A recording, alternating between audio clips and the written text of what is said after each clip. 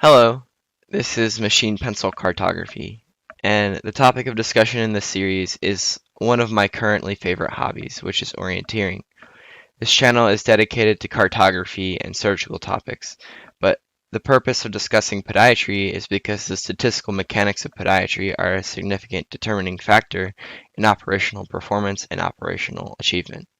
The thesis is that if you could run faster by an arbitrary amount, your pedestrian performance can grant you significant operational advantages.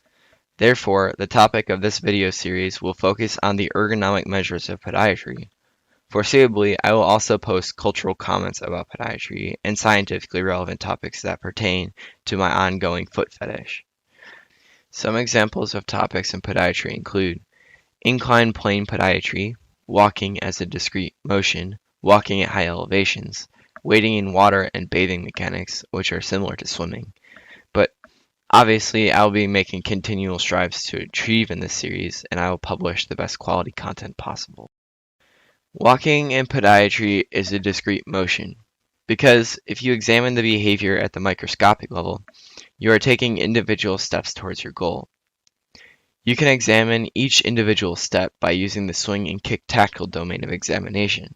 Then you will examine the operational context of podiatry by examining the hike as a line feature. You can plot this line feature as a geographical object on a map.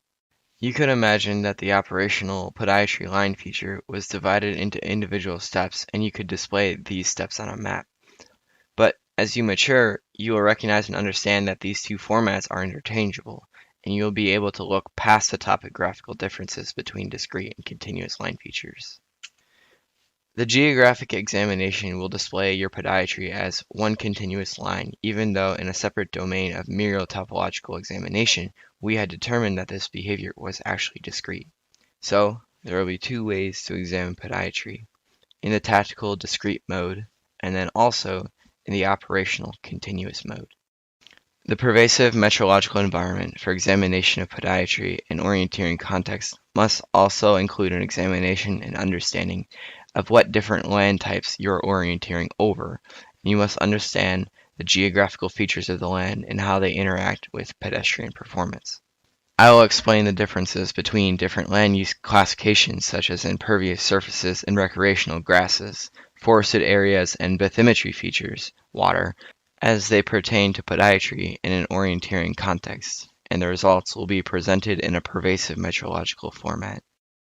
What I am saying is that I will explain in this video series what the nuances of river crossings actually are. I will also explain the nuances of other pedestrian operations as well. The goal of this series is to demonstrate what orienteering is about, using a pervasive metrological examination, which will produce detailed cartographic products, which will usually count as an authoritarian source. The pedestrian behavior has implications that are relevant and pertinent in operational contexts and modes. We can examine the orienteering environment and describe what the operational demands are, describe the occasions of hemlets in relation to where and when hemlets appear.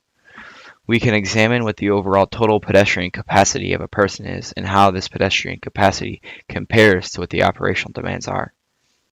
These will be publicly available analytical products which will serve as a public service to people who have a desire to be better and more mindful about how they operate in their environment. These techniques have the power to improve people's lives, and it is my hope that these techniques will improve your life. I give my sincere thanks to you for giving my series your attention, and I promise that there will be more to come.